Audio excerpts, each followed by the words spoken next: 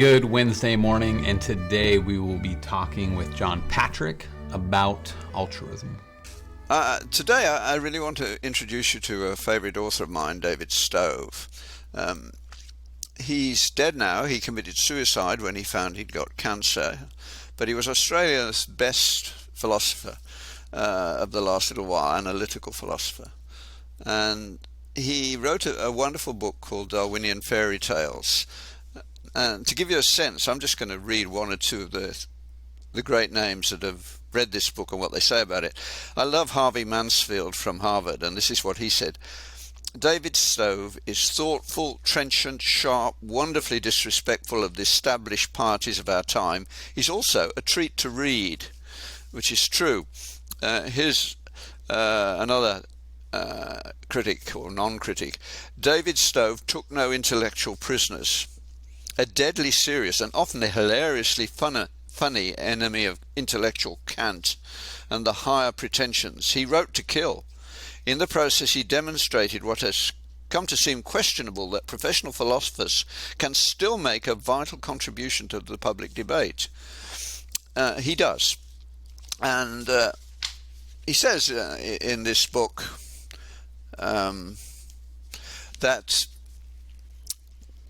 whatever else is true about evolution, he thinks evolution happens, so do I at the micro level.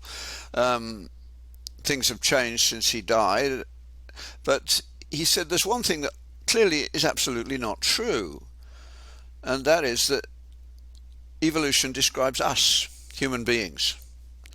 We don't fill the niche that Darwin says we should at all. And this book is precisely a series of essays showing why you're not actually a Darwinian. And you can actually find on the web somewhere 10 reasons that you're not a Darwinian by David Stove, and get it in a single paper rather than a book.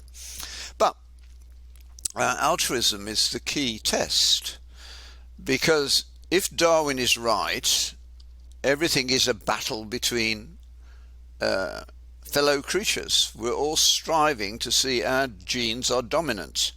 Now, that might describe the way things work in pine trees and codfish, but it doesn't describe us. Altruism is a real phenomenon in human beings. Beyond kin altruism, beyond the family, we do good things every now and again, kind things, for no benefit whatsoever, to people we will never see again. And that's wonderful. And no other animal does that in that way.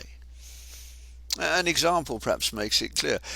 Many years ago, my wife and I were taking our children, 4 of them, and a friend's 5 children on a trip in New Hampshire and Vermont. And anyway, we were in a restaurant one morning, all 9 children, and as we finished our pancakes and the rest, a couple had been watching us, and they came over and said, "Your 9 children all behave perfectly. That's not usual in American children. Can you explain?" And we talked a little bit, and they discovered that we were just wandering around. We hadn't decided what we were going to do. And they said, "Well, we're just going home," and I forget where they were going to. "But we have a cabin. If you want to use it, you can, because the key is there." They'd never met us before. They'd just watched us over breakfast, and they gave us instructions about where to find their cabin and where to find the key, and we went and had 3 lovely days there.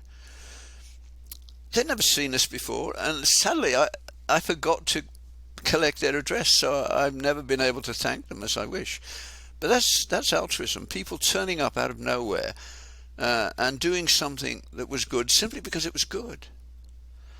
Another lovely example a few years ago from Italy, where a woman attempted suicide by jumping into a river, and an African crossing the bridge saw her and immediately dived in and rescued her.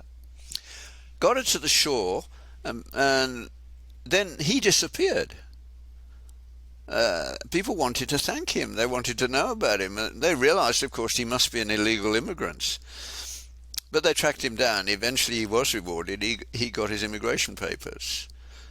But not only did he do something that brought him no benefit, he did something that put him at risk. And we do that. We jump in front of traffic to pull a child out of the way when there's a risk involved in doing that. That's a human characteristic. I think it's part of the image of God, is the way a Christian would describe it. But it shouldn't happen if Darwin is right. It's counterproductive. Now, how to illustrate that?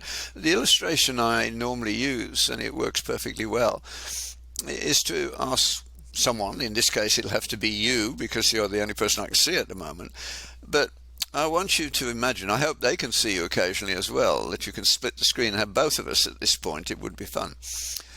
I want you to imagine that this week in my laboratory I discovered a cure for a cancer which you have. But nobody knows I've discovered this cancer. And my problem is that you're a wealthy man, and when you die I inherit your estate. Ought I to give you the cure this week? Now, if I'm a Darwinian and there's a battle between your genes and mine, the answer must be definitely no. I should allow you to die so that I get your estate, which will be quick, because it will take some years to get the money from my cure, and nobody will ever know what I did. But we all know that's wrong as human beings. We shouldn't do that. Everybody knows we ought not to do that. So how does Darwin explain it? He doesn't, as he doesn't explain many things. I mean, there's no question that the evolutionary process as he imagined it happens at the species level. Anybody who doesn't accept that is simply ignorant. But how much more it will explain, we don't know. But altruism is where a Christian should start talking about, where did it come from? And we have allowed the world that we produce to be taken away from us because we were basically lazy intellectually. And that has to change. In medicine is in deep trouble now because we're being bullied by bureaucrats at the risk of you losing your job into killing people. Got to do your share. Now, a Christian can't do that. His soul's at stake, and I've had many heart-rending emails from people struggling with this and having to change the bit of medicine they do so there's no possibility of doing it. They're having their lives disrupted by bureaucrats in a distant office who have a view of the world that they don't realize is religious. There's no such thing as a multicultural patient. They don't exist, because our culture at the level that it impinges on life and death and suffering is individual. Everybody has a view of the world that determines how they look at death and suffering. The secularist is religious at that point. His belief that you can be morally neutral is rubbish. It's not. It doesn't exist. Because you cannot live without the word ought in your life. Ought is necessary. You can't imagine bringing up a family without being able to say to the children, you ought to do this and you ought not to do that. But ought can't be derived from physical facts. Ought is without a physical basis. That's what's so wonderful about it. It's real, but it doesn't exist physically. Science, qua science, has nothing to say about ought. The subjunctive tense and that whole mysterious world of moral reality, it can be described by science, but not understood. So medicine, where you have a one-on-one relationship, when a patient comes to see you, and say you have to tell them that they've got to die. Auden's lovely line, and he wanted a physician who with a twinkle in his eye will tell me that I have to die, because he could relate to that physician. Now, in order to talk to somebody about the fact that they're going to die, you need to know what they believe, because it will make a huge difference. People die differently depending upon what they believe. The most effective way of getting medical students who are willing to do it to see the reality of this is to say, look, never pass up on an opportunity to be present when a Christian dies. You don't know what's going to happen. Sometimes they just quietly go. But every now and again, you will have a moment you will remember for the rest of your life. Because God shows up. My favourite example of this is from a friend who ran the pediatric oncology program at Yale. Like me, she grew up in a Bible-believing home, and like me, went to university and sidelined faith. I never ceased to believe, but I ceased to practice. She ceased to believe, she thought. She didn't, of course. And became an existentialist, which is one way of coping. But she was very smart, and she wasn't very pretty. I think she'd accept that. And so she knew she was unlikely to get married because she intimidated the men that she would be willing to marry, because she wanted someone she could argue and talk to. And there aren't too many of them around. But she loved children. So she went into pediatrics. She ended up running the pediatric oncology program at Yale and wrote a lovely book called A Window on Heaven about what happened to her.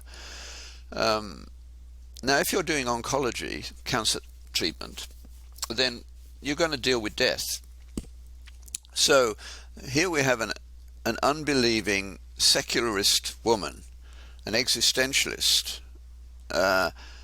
What does she say to a child who is dying?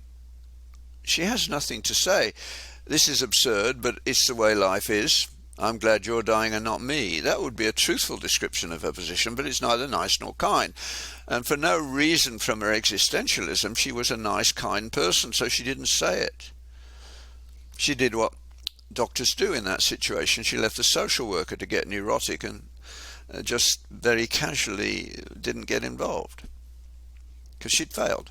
This little girl was dying of leukemia. Nowadays you would save most of them, but this was some years ago. And about the same time, her mother started getting on her case in her head, so to speak, saying, Diane, I didn't bring you up to desert your new love when they're dying. You should be there. You love them. And she knew she did. So she started to think about it and decided she'd do it. And this little girl was the first child she sat with. At the end, not as a doctor, she'd failed there, but just to be there. And just before she died, this little girl woke up. It's commoner in pediatrics than it is elsewhere, but it happens all over the place. A lucid interval before you die, where you say goodbye, in effect. But this little girl, fading away in a terminal coma, and then suddenly woke up and said, Mummy, can you see the angels? Can you hear their singing? It's beautiful. And she was gone. Just like that. Now, if you don't tear up a little bit with that, there's something wrong with your heart. Not the one that's beating, but the one that feels. And she knew she had met a reality with which I must have touched something, because you've disappeared, but hopefully I haven't disappeared to you. I've come back. It was the book just touching the edge of the manipulating device. So she had to deal with that, and it took 3 more children to bring her back to faith. And as she said, I was an arrogant Yale professor, so God used a little guy with an IQ of less than 100, a Down syndrome child, to bring me to my knees, because they also have more leukemia than normal people. So leukemia is not uncommon amongst Down syndrome children, and this child from a Christian family got that. Now, they're very loving kids. When they hear that Jesus loved them, they love back. It's a very naive faith, if you like. That doesn't mean it isn't real. And parents knew they couldn't explain leukemia to him, so they said, look, Jesus is going to take you to be with him before we go. So you're going to be first in heaven, and we'll join you later. Do you think he was upset at that project? Not at all. He understood it. But he also understood that his doctor, whom he called Auntie Diane, was actually very upset that he was dying. And one night he said to his mother, Auntie Diane is upset that I'm going to die and be with Jesus. Tell her not to be upset. Tell her it's all right. I'm going to be with Jesus, and I want her to come too. Well, when that message was relayed to her, it came through under the radar and she was back in the kingdom. That element of life that we cannot describe but we cannot deny, if we're honest, is so important. Altruism, death, dying, crises of various sorts allow it to shine through. But we need, as Christians, to be able to talk about it. We don't ask the question, well, what do you believe about what happens to you when you die? And what's your basis for thinking that? Have you got any examples? There are examples. There have been quite a lot now, of course, with the way that we have people on the operating table for a long while. We try and get their heart going, and they have these out-of-body experiences, and they change people's lives, including very reductionistic atheist doctors. The one that springs to mind is of a woman where they had real trouble, and so she was in the OR for hours, and she has the standard thing of having the sense of being on the ceiling of the OR watching the surgeon operate on her heart, but she's watching it. And she was there so long, she said, I actually floated outside the OR and outside the hospital, and I was going along and I saw a pair of running shoes on a windowsill, and she described them, and then they got her back. And when she told this story to the surgeon, he said, oh, it's rubbish, that's easy to prove. When he went and looked, you know what happened. The shoes were there. How could she know that? We have got too certain that our knowledge is all-inclusive. We have lots of knowledge that's good, but there's always loose edges, bits that we need to take notice of, that don't fit in our understanding. The time when you shout eureka as a research scientist is when something turns up that doesn't fit in your current understanding. That the current model is clearly under stress, and in fact it's going to be destroyed.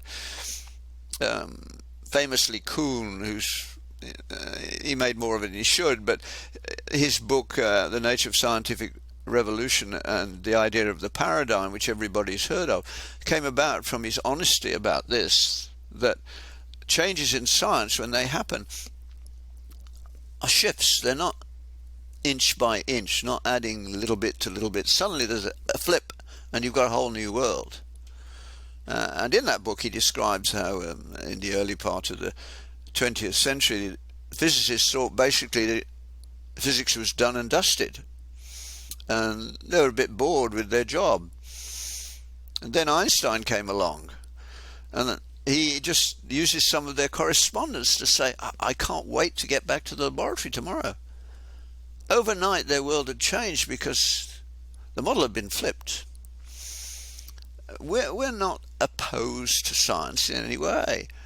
We're opposed to scientism. That's what's happened in the COVID thing. That was scientism. People with no sense of this aspect of life, which is so important, the humanity of life, which includes death and handles it, got sidelined completely. So they didn't even think about any other consequences of COVID than we've got to beat this infection. Anybody who knew anything about anything knew that coronaviruses aren't beaten in that way. The Brits tried forever and failed. It was the common cold, which is frequently a coronavirus. No, and we haven't beaten it. We're not going to beat it. It'll be back again later this year. We'll learn to live with it. Clearly, some people are very vulnerable and others are less vulnerable. But now the excess deaths in some age groups, death caused by immunization, is greater than what was saved by immunization. And that's for people who had a productive life before them.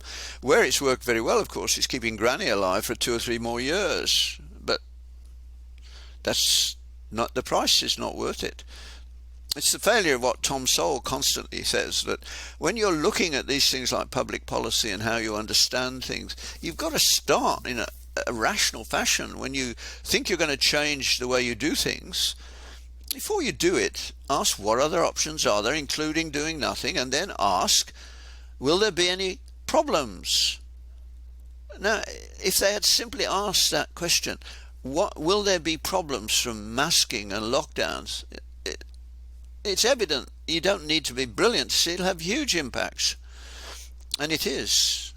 In those children who were in high school and in early school who were masked and had their lives disrupted and had distance learning, they're not going to be the same kids as ordinary kids. And I've seen this in all the people I talk to who are trying to teach the end of high school, the beginning of university. It's all changed. They're flat. They've been robbed of their commitment.